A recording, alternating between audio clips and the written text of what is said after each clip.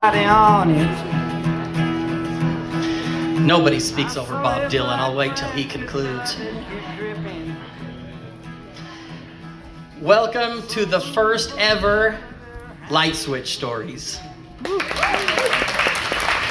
Thank you for coming. Let me introduce our storytellers today. If you'll just wave when I point to you. My dad, LionHeart. Micah Coombs. Alea Brilliant. Ala Lee.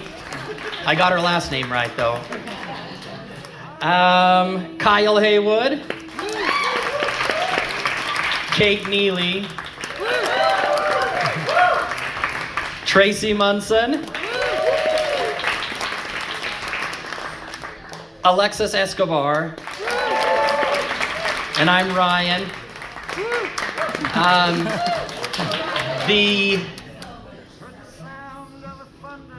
Maybe the whole purpose behind Light Switch Stories is we all think we're so different from each other sometimes that we kind of just point out the differences, and a light switch illuminates things, so maybe we're not really all that different.